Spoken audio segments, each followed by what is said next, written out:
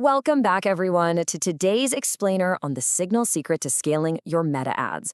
Look, if your ad accounts are just bleeding money week after week, I need you to do something right now. Literally stop touching your budgets. Do not touch a thing until you hear this. Okay, let's dive into this. I want to start off with a number that should definitely grab your attention, 4.1.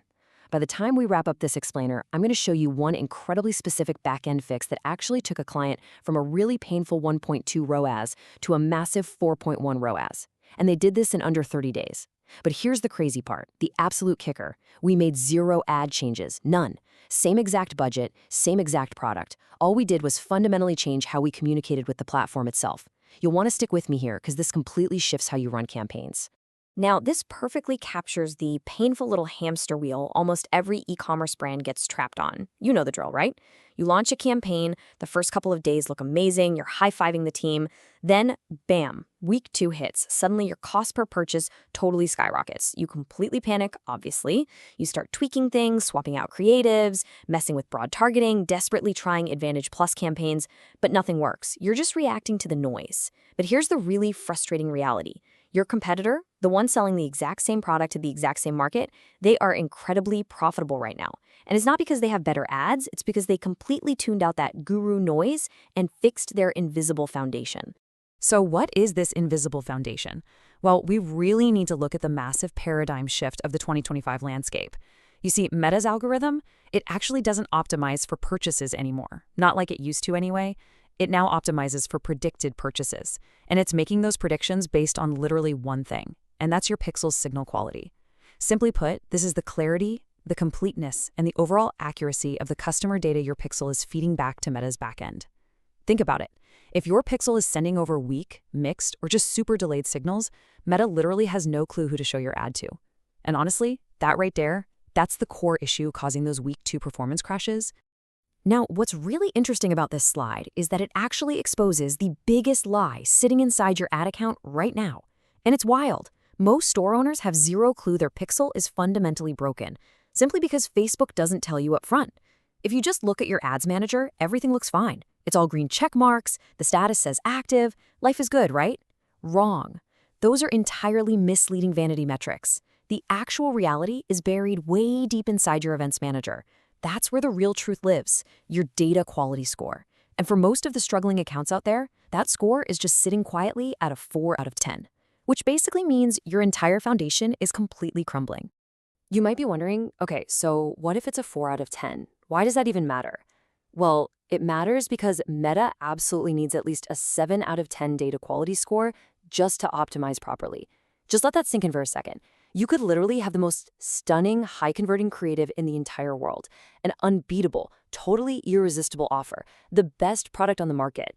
But if that back-end score is sitting below a 7, you're still going to lose, period, because the foundation is broken and Meta just physically cannot find your buyers.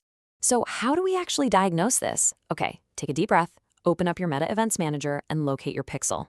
You're going to look for one very specific section, and it's called Event Match Quality. I want you to look really closely at your purchase event score. Is your purchase score below a 6? If it is, then it's officially confirmed. You have a critical flashing red light signal problem. You are not suffering from ad fatigue, guys. You are suffering from total back-end data failure.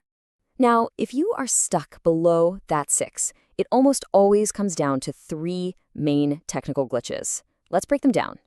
Number 1, missing customer data.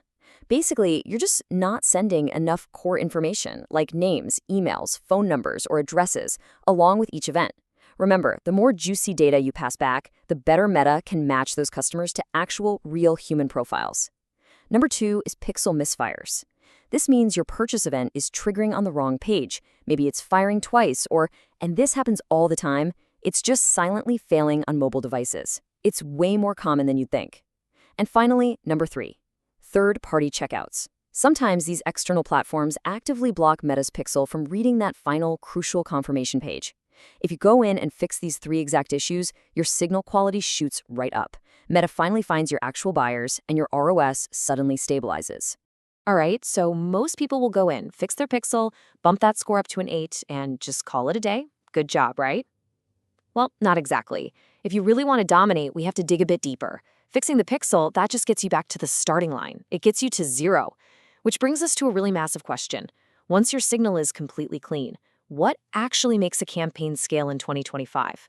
Like, what's that missing piece of the puzzle that takes you from merely stable to aggressively scaling? The answer to that is something called purchase velocity.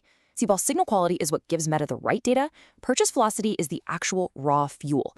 It's the sheer speed and volume of purchase events that you generate within a very specific critical time frame right after your campaign goes live.